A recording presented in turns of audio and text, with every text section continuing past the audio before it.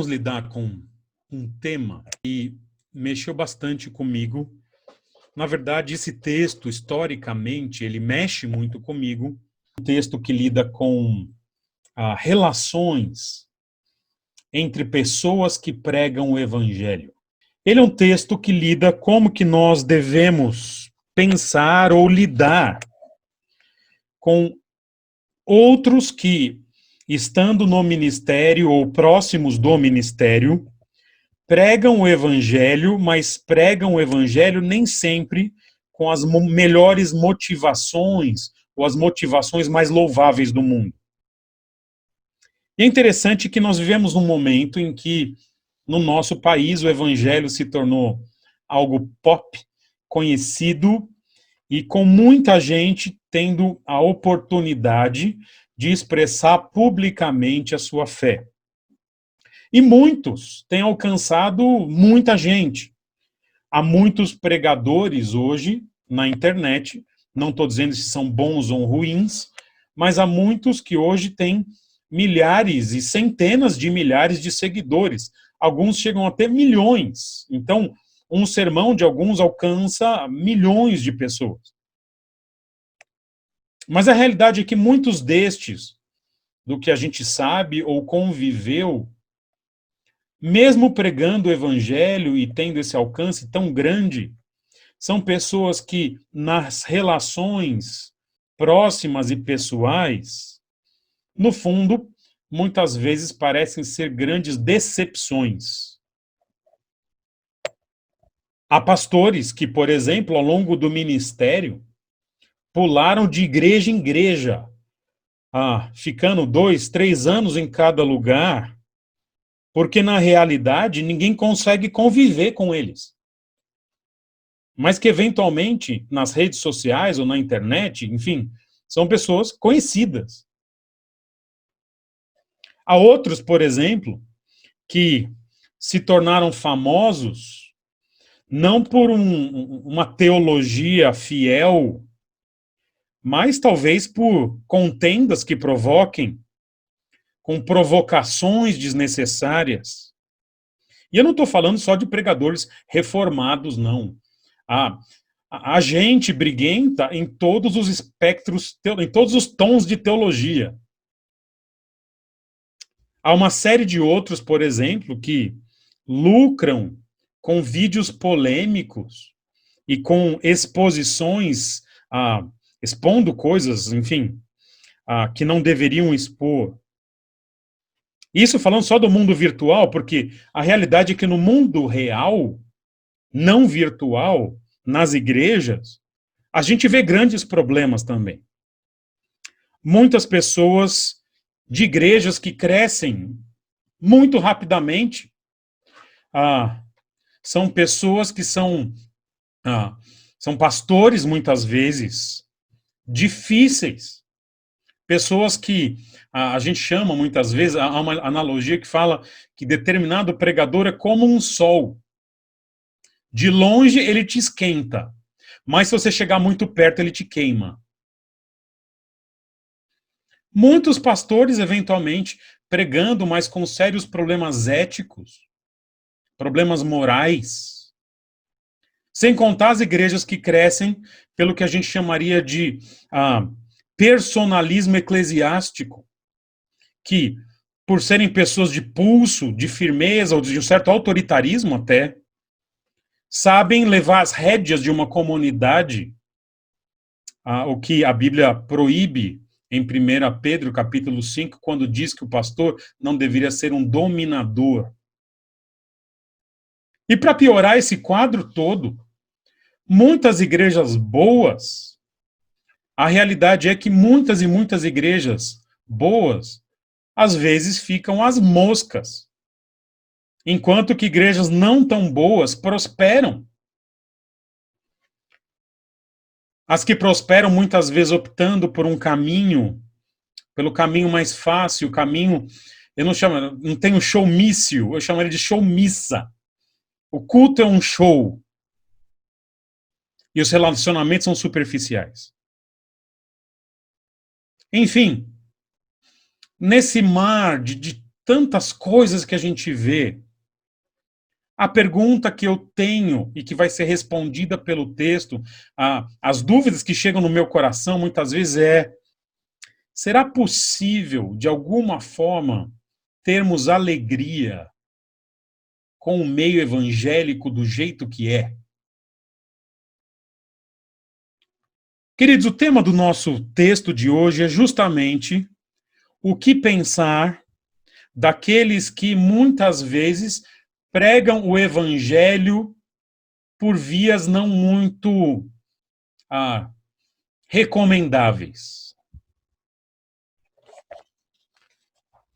Mas hoje, ao pregar esse texto, eu gostaria que os irmãos, e eu especificamente, começássemos a pensar sobre tudo isso que eu trouxe para vocês, como um tempo de mudança de rumo, ou de consolidação de mudança de rumo. Os irmãos sabem que a nossa igreja ficou independente há 2 anos e meio, e a partir daí nós impusemos um rumo um pouco mais relacional, digamos assim, ou mais aberto, na relação com outras igrejas de outras perspectivas.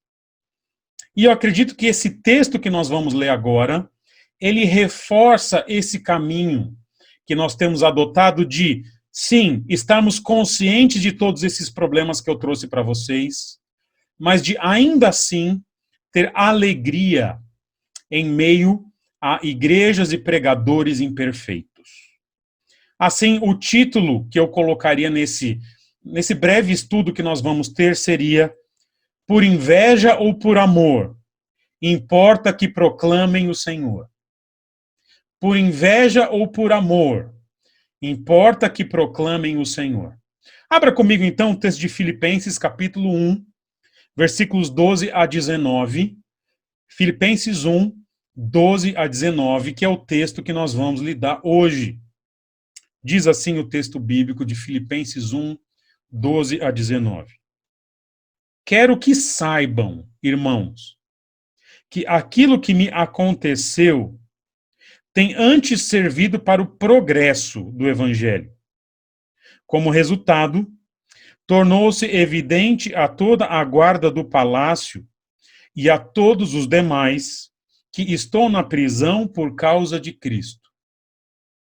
E a maioria dos irmãos, motivados no Senhor pela minha prisão, estão anunciando a palavra com maior determinação e destemor. É verdade que alguns pregam a Cristo por inveja e rivalidade, mas outros o fazem de boa vontade. Estes o fazem por amor, sabendo que aqui me encontro para a defesa do Evangelho. Aqueles pregam a Cristo por ambição egoísta, sem sinceridade, pensando que me podem causar sofrimento enquanto estou preso. Mas, que importa? O importante é que, de qualquer forma, seja por motivos falsos ou verdadeiros, Cristo está sendo pregado, e por isso me alegro. De fato, continuarei a alegrar-me, pois sei que o que me aconteceu resultará em minha libertação, graças às orações de vocês e ao auxílio do Espírito de Jesus Cristo. Esse é o texto de hoje. Se eu fosse resumir o que Paulo está dizendo em uma pequena frase, há uma grande causa, há uma causa que vale a pena, uma causa pela qual vale a pena lutar. E essa causa é o progresso do Evangelho de Jesus. O progresso do Evangelho de Jesus, o aumento do reino, a proclamação da salvação, a proclamação do Cristo morto e ressurreto. Essa é uma causa pela qual vale a pena lutar. Queridos, o tema deste capítulo, deste fim de capítulo, é a proclamação de Jesus, a salvação de pessoas, a apresentação de Jesus como o Rei. E o que Paulo vai começar a dizer aqui é que esta proclamação, ela está acima, ela é maior do que problemas que não são ignorados, mas que precisam ser colocados nos seus devidos lugares. E há neste texto a ideia implícita de que tudo o que acontece na nossa existência aqui nessa vida não é sobre nós. Não é sobre como eu me sinto. O que importa e o que deveria importar de fato para um cristão é como o evangelho está. É como Deus se sente. E objetivos que Deus tem então para a vida e para o reino, eles nesse sentido deveriam ser maiores do que situações que trazem desconforto a um pregador especificamente. Quero dar um panorama aqui para vocês de como esta causa do evangelho, ela tem que fazer sentido para mim e para vocês, e mais sentido do que qualquer outra causa nessa vida. Irmãos, eu venho historicamente de uma família, meus pais estão ali, muito antenada com questões políticas. Então, desde o avô, a quem eu conheci muito pequeno e logo faleceu, depois meus pais, as questões políticas sempre estiveram presentes nas conversas familiares. Nem sei se os meus pais estavam tão cientes de que era assim. E eu me lembro que, então eu convivi com histórias de pessoas do lado mais à esquerda e convivi, onde eu estudei, com pessoas com ideias bem mais à direita. Inclusive, não sei se meus pais lembram, eu tive um amigo na quinta série, que ele era nazista, né? Nazismo é de direita, depois a gente conversa sobre isso. Mas, enfim. E eu me lembro que, tendo contato com a direita, eu falei, não é para mim. Tendo contato com a esquerda, eu falei, talvez seja. Mas conforme eu fui crescendo e participando um pouquinho no colégio de discussões e até de movimentos mais à esquerda, eu percebi que a esquerda era no espectro político, absolutamente hipócrita. E nesse meio termo de pesquisar e perceber posições ideológicas e políticas, eu me converti. Com 15 anos de idade, eu me converti. E eu lembro que, ao me decepcionar com as propostas políticas, sendo convertido, houve um vácuo pequeno, de algum tempo, de um ano e meio na minha existência, logo ali na juventude, em que eu falei, nossa, e agora? Pelo que vale a pena lutar nessa vida? Isso coincidiu com o momento em que eu conheci um seminário, Palavra da Vida aqui, e ao conhecer o seminário e a teologia e tudo mais, eu percebi que havia algo pelo qual valia a pena lutar na vida, que era o movimento de espalhar o cristianismo, especialmente como missionário. E a partir do seminário, de fato, me tornei missionário. Eu e minha esposa, os irmãos sabem, nós fomos para a África, voltamos, tivemos ministério no aeroporto e tudo mais. Até hoje, por exemplo, eu me defino assim. Se alguém fala, quem é você? Eu falo, eu sou cristão, estou batista, estou pastor, mas sou missionário. Turma, o que Paulo está propondo, a partir não da minha jornada, mas em um texto muito mais simples do que uma jornada de vários anos, existe uma causa que vale a pena e é maior do que questão ideológica. E essa causa é ser um missionário. É proclamar o evangelho de Cristo. Tivesse eu sabido ler naquela época e entender o texto bíblico, não precisava passar por tanta coisa. Era só perceber que esse texto está dizendo que existe algo pelo qual vale a pena viver, que é a pregação do evangelho. O problema é que quando a gente escolhe uma causa pela qual lutar, sempre haverá as coisas boas dessa causa, mas sempre haverá um preço a pagar. Se você decidir que na vida a sua maior causa é o conservadorismo ideológico, legal, você tem algum valor em alguns aspectos, mas você vai ter que pagar alguns preços. Se você defender uma causa como a justiça social, tem algum valor, mas você vai ter que pagar outro preço. E se você definir que o evangelho é a causa, o proclamar a Cristo é a causa, também vai haver preço. Cada causa vai cobrar um preço diferente. E aqueles que entendem que o evangelho é uma causa pela qual vale a pena lutar, essas pessoas também vão pagar um preço. E no caso aqui do nosso texto, Paulo apresenta o preço que ele está disposto a pagar para que o evangelho, a proclamação do evangelho, seja a causa da vida dele.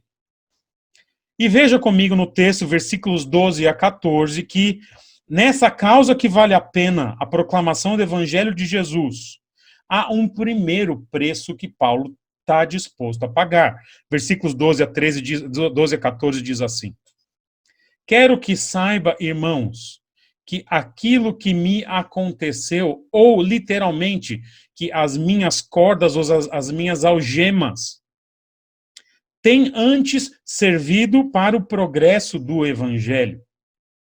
Como resultado, tornou-se evidente a toda a guarda do palácio e a todos os demais que estou na prisão por causa de Cristo.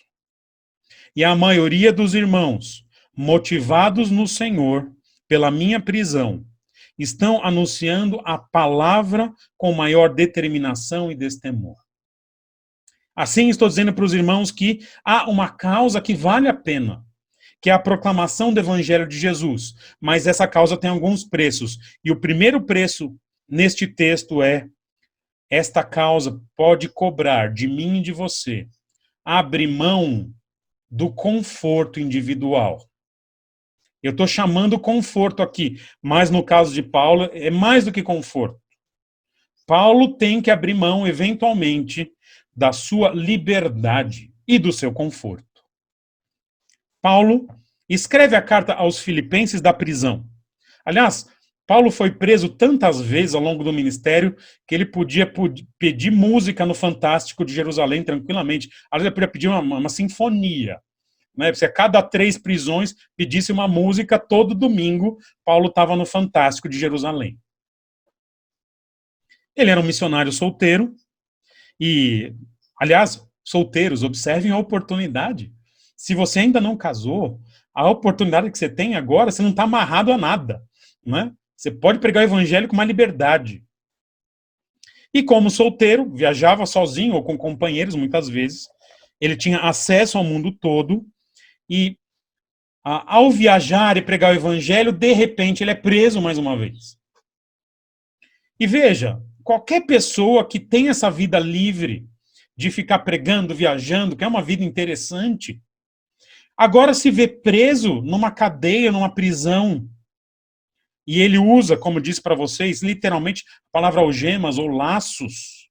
Então, não só está na prisão, ele está acorrentado. Só que quando ele fala da prisão, ele não manifesta nenhum pesar nesse texto aqui. Ele diz, porque eu estou na prisão, é que as coisas boas têm acontecido. Ele sequer lamenta estar na prisão. Porque ele consegue perceber que estar na prisão é o melhor para o reino. Que de tudo que podia acontecer de bom para o reino, o melhor que aconteceu para o reino de Deus naquele momento é ele estar preso. Porque estando preso, toda a guarda, a tropa de elite, ali, a romana, a guarda pretoriana, tem a oportunidade de ouvir o evangelho. Gente, eu imagino, já servi o exército, né? E ninguém fica 24 horas guardando um preso, sempre tem um revezamento, né? De 8 em 8 horas e tudo mais. Então eu imagino os camaradas que iam ficar responsáveis por cuidar dos prisioneiros, especialmente de Paulo. E aí alguém fala, e aí, vou te passar o serviço. Tá, mano, se prepara, que você vai cuidar de um cara hoje, que esse cara fala bastante. Ele vai tentar te converter, fique esperto. Eu imagino os soldados conversando isso. E ele diz que porque ele estava preso, toda a guarda pretoriana, Paulo pregou para todo mundo, e ele diz mais, versículo 13, todos os demais, ao saberem que estou na prisão por causa de Cristo, têm ouvido o evangelho. E Paulo diz ainda mais, versículo 14, e a maioria dos irmãos, motivados no Senhor pela minha prisão, estão anunciando a palavra com maior determinação. Paulo percebe o impacto positivo para o reino da prisão dele. Queridos, o que nós precisamos então é perceber que essa vida que nós vivemos aqui, isso é difícil, mas é necessário. Nós vamos perceber que essa vida que nós vivemos não é sobre o nosso conforto. O propósito dessa vida não é prosperar aqui. O propósito da nossa vida é fazer Jesus conhecido e o reino de Deus crescer.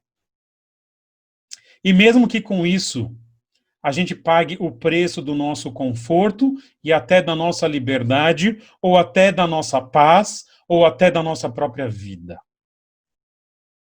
E quando um cristão consegue perceber que, mesmo quando a gente perde conforto, liberdade, paz e vida, se o evangelho cresce, se o reino aumenta, é possível enxergar essas perdas como ganho. Veja, eu não estou dizendo que Paulo está feliz porque está preso. Estou dizendo que Paulo está feliz porque o evangelho prosperou porque ele está preso. E Paulo até tinha esperança de sair. Veja comigo o versículo 19. Pois eu sei que o que me aconteceu resultará em minha libertação, graças às orações de vocês e ao auxílio do Espírito de Jesus Cristo. Ou seja, não há nenhum problema ele querer ficar livre, desejar conforto e liberdade. Mas o problema é colocar a liberdade, o conforto, a paz e a vida acima dessa causa absolutamente nobre, que é o Evangelho. Irmãos, nós precisamos ser realistas aqui. Nem sempre o que é bom para o Evangelho é bom para o indivíduo que prega o Evangelho. Deus usa muitas vezes as piores situações com indivíduos crentes para proclamar o Evangelho. Eu quero contar para vocês uma história, muitos já conhecem, não sei se todos conhecem.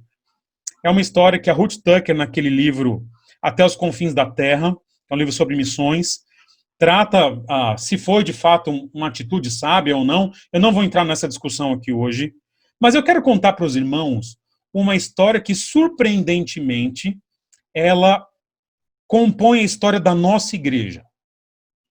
Eu quero, no final, fazer o link dessa história que eu vou contar agora com a história da Igreja Batista da Trindade. Olha que interessante. Vou contar para vocês a história de um missionário chamado Jim Elliot.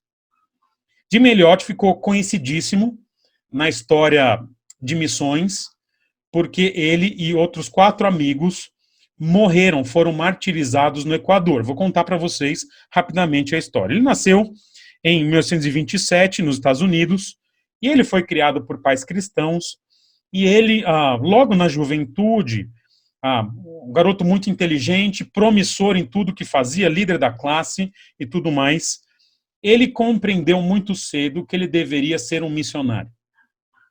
E ele se preparou, junto com o preparo secular, para, no seminário e tudo mais, se tornar inclusive um tradutor bíblico. E logo ele casou com uma moça chamada Elizabeth e foi para a Amazônia Equatoriana trabalhar e dedicar ali, a trabalhar com um dos povos indígenas ali, deixa eu ver se com a língua quechua, que é uma língua comum ali na região da Bolívia, do Equador. E ele então casou com Elizabeth em 53, e ele teve uma filha em 55 chamada Valerie, né? Valerie, alguma coisa assim. E ele estava ali no Equador, começou a tradução do Novo Testamento para a língua quechua, e ele soube que havia uma tribo indígena chamada Auca, que não tinha acesso ao evangelho, sequer tinha tido contato com o homem branco. Hoje essa tribo é conhecida como Wawaroni. E eles, junto com mais 4 amigos, decidiram então fazer uma incursão à aldeia dos Aucas, ou à região dos Aucas, para começar um contato com aqueles indígenas que eram conhecidos como selvagens, e para pregar o evangelho para eles ali pela primeira vez. Então, eles pesquisaram o local e um dia fizeram uma expedição e foram os missionários ali, montaram um acampamento perto de um rio e aguardaram os indígenas da Aucas chegarem para haver o contato. Conforme os indígenas chegaram, 4 índios então chegaram e os missionários ali deram presentes, deram alimento como sinal de paz. Mas, enfim, os indígenas saíram e quando esses indígenas voltaram, eles voltaram armados com machados, com lanças e com flechas. E conta-se a história que eles tinham combinado, esses missionários, de fazer contato com as esposas depois de um tempo, via rádio e tudo mais. Mas o contato começou a demorar. Então, alguns helicópteros, as esposas ficaram desesperadas em algum momento. E aí acionaram a guarda equatoriana, e aí helicópteros foram acionados e tudo mais. E depois acharam 4 corpos de missionários ali estendidos na praia do rio, com flechas, com lanças, e o quinto corpo do missionário, chamado Ed McCully, nunca foi encontrado. O relógio de um dos missionários marcou a hora de 3h12 da tarde. Ele parou nessa hora, indicando que esses 5 missionários foram assassinados pelos indígenas em 8 de janeiro de 1956, às 3h12 da tarde. E essa história desses missionários rodou o mundo. Depois as esposas conseguiram fazer, com os anos, contato com os indígenas. Inclusive, um dos assassinos se converteu e faleceu recentemente.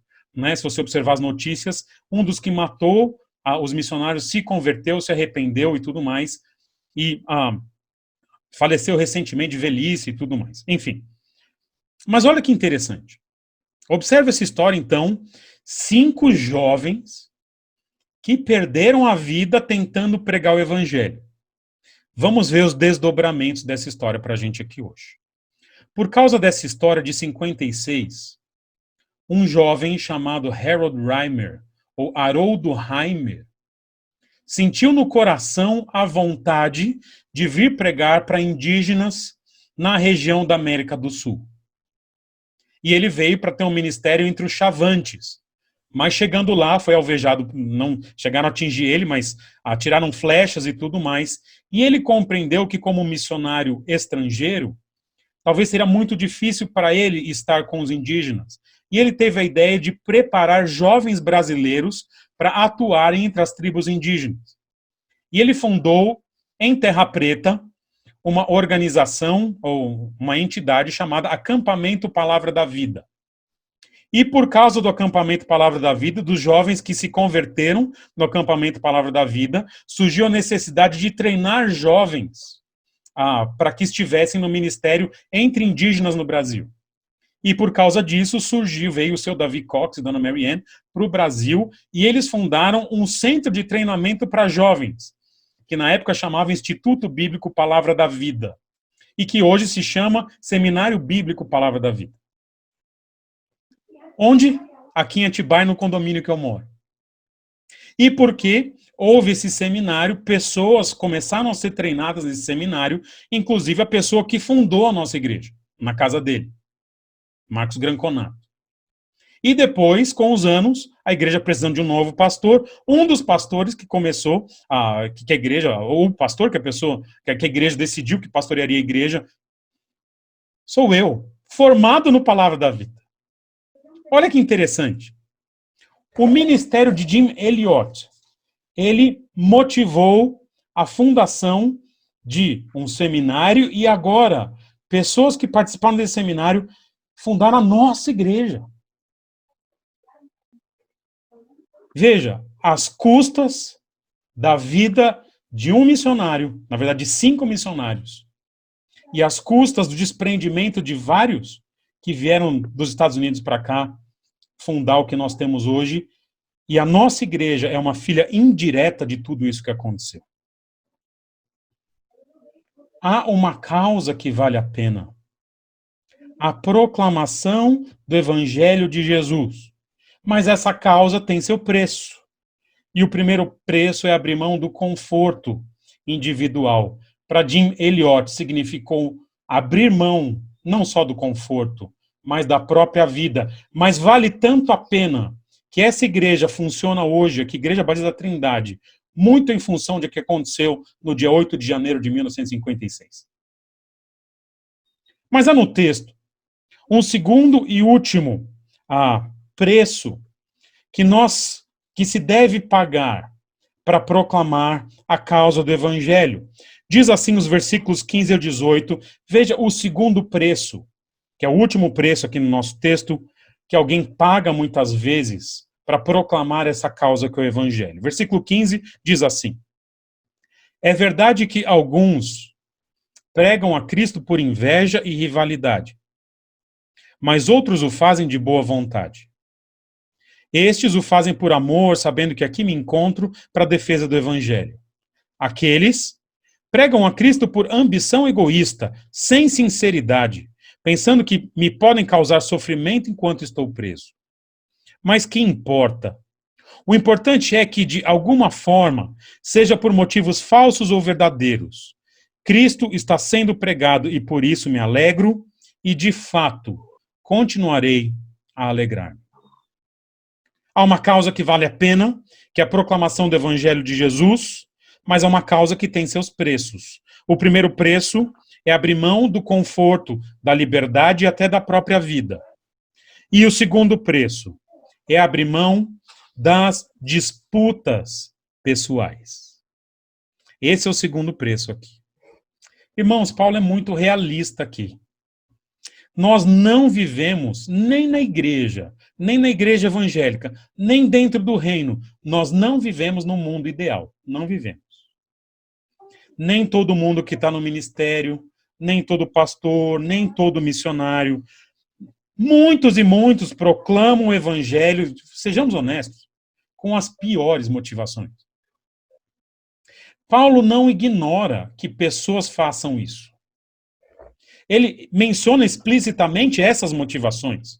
Ele diz, versículo 15, que pessoas pregam a Cristo por inveja ou rivalidade. Veja, se você observar, há filósofos que dizem o seguinte, filósofos contemporâneos, se existe o pecado que ninguém quer ter na nossa cultura hoje, é inveja. As pessoas admitem ganância, as pessoas admitem a luxúria, a imoralidade, mas ninguém admite inveja, porque é um pecado que na nossa cultura a pessoa fica muito mesquinha. Porque inveja é aquela coisa que alguém vê algo que o outro tem, ou que o outro é, e deseja aquilo. E às vezes deseja o pior do outro. Como eu queria que aquele fulano fosse pobre, para ele ver o que é ser pobre. Quando a gente não gosta de alguém, você fala assim, espero que o casamento dele seja horrível. Como eu queria que aquele fulano perdesse o ministério. Veja, Paulo está falando de gente que prega o evangelho não porque ama a Deus, prega o evangelho. Prega o evangelho não porque ama as pessoas. Prega o evangelho não porque quer o céu cheio. São pessoas que são tão mesquinhas que pregam o evangelho porque têm inveja. Prega o evangelho porque não quer ninguém melhor do que elas. Prega o evangelho por rivalidade, por ser competitivo. Isso é muito comum, turma. Não sei se eu já contei para vocês as 3 perguntas que pastores que não se conhecem e que descobrem que são pastores fazem quando se encontram. A primeira pergunta é: qual o seu nome? Um pastor encontrou qual o seu nome. A segunda pergunta é: o que você faz? Aí os indivíduos falam: sou pastor. Então, a primeira pergunta, qual o seu nome? A segunda é: o que você faz? Sou pastor. A partir do sou pastor, se são 2 pastores conversando, vem a terceira pergunta. E a terceira pergunta normalmente é: quantos membros tem sua igreja? Se a resposta for a sua resposta for menor do que a dele, o pastor da igreja maior já olha o outro com um certo desprezo. É até por isso que, como eu não ligo muito para essas coisas, eu gosto de responder, tem uns 30. Nem sei se chega a 30. Na verdade, tem um pouquinho mais que isso, mas 30 é a resposta que eu mais gosto de dar. Porque aí eu olho se o camarada está no ministério por amor e não se preocupa com essas coisas ou não. Mas, enfim, essas são as motivações que muitas e muitas vezes a gente observa em pessoas que estão no ministério. Mas para o apóstolo Paulo, ele entende que, embora essas motivações ele trate como elas são erradas, Paulo não está aqui justificando o pecado de ninguém. Paulo também não está dizendo que são hereges, são pessoas que pregam o evangelho, ele trata o herege de forma diferente. Veja, mas embora Paulo não ignore os erros deles, o apóstolo consegue perceber que, para os filipenses, para os seus ouvintes, é melhor alguém ouvir o evangelho de quem prega por motivação errada do que alguém não ouvir o evangelho de forma alguma. É isso que Paulo está dizendo. É melhor alguém pregar com a motivação errada do que não pregar. É melhor Cristo ser exaltado por quem só pensa em si mesmo do que Cristo não ser exaltado de forma alguma. E nesse sentido, parece que Paulo coloca dois aspectos da pregação que são maiores do que avaliarmos as motivações de alguém. Então, Paulo coloca, primeiro, a exaltação de Cristo acima das motivações dos pregadores, e Paulo coloca a salvação de pessoas acima da motivação errada dos pregadores. E Paulo, nesse sentido, não se coloca aqui como juiz. Eu até imagino que a gente pode usar outros textos que indicam que Deus vai tratar esses problemas no futuro. Mas Paulo não entende que é função dele aqui. Porque Paulo percebe que existe uma causa maior. E ele se recusa a sofrer por causa de motivação dos outros. E ele diz no versículo 17, aqueles que pregam a Cristo por ambição egoísta, sem sinceridade, pensam ou pensando que podem causar sofrimento enquanto estou preso, que importa? O importante é que, de qualquer forma, sejam por motivos falsos ou verdadeiros, Cristo seja pregado. E ao Cristo ser pregado, ele diz, por isso me alegro. Não é que Paulo fica indiferente, ele está feliz com os caras. E turma, esse aprendizado eu preciso ter, acho que nós precisamos ter muitas vezes. Não sofrer pelos que, tendo a responsabilidade de fazer o bem, de pregar o evangelho, fazem de forma errada. É uma lição difícil, mas necessária. Irmãos, eu fiz um poema sobre esse tema alguns anos atrás, que é um poema que eu preciso revisitar de quando em quando, porque lida com como tratar aqueles que causam danos pessoais, mas ainda pregam o evangelho. Esse poema me ajuda muito nisso. Eu vou ler para vocês esse poema, para vocês compreenderem, e depois vou acrescentar uma estrofe que Paulo faria nesse nosso poema aqui. Esse poema que eu fiz começa assim.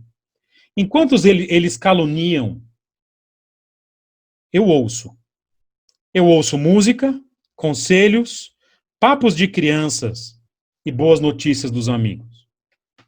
Enquanto os outros maquinam, eu também planejo minhas férias, minhas viagens, meus estudos e o fim de semana, com a igreja e com a família. Enquanto eles destroem, eu não esqueço da alegria, da próxima aula e das bênçãos que recebi. Enquanto eles ameaçam a nós, eu leio poemas, prosa, Antigo e Novo Testamento, Machado de Assis, Crônicas de Nárnia. Enquanto eles espumam, eu rio da vida deles, das piadas de família e dos meus próprios erros. Enquanto eles têm inveja ou ganância, eu danço com minha esposa, com os meus filhos, com os meus irmãos nos casamentos. Enquanto eles babam de raiva, eu bebo café, Pinot Noir e uma Coca Zero com gelo e limão, por favor.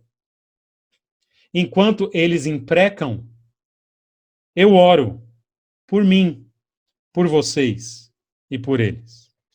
E enquanto eles ficam acordados, em paz, eu durmo.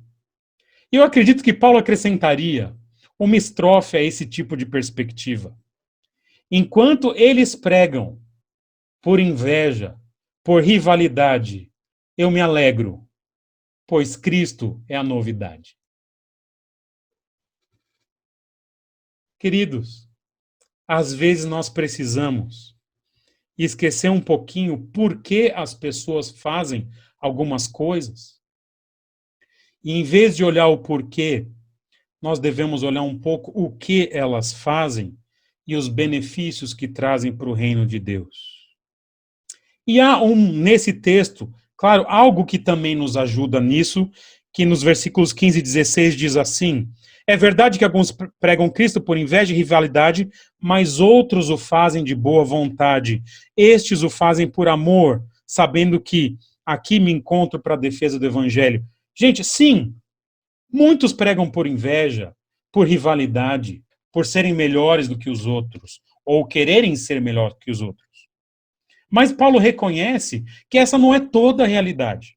Ainda tem um monte de gente que prega e prega com as motivações corretas.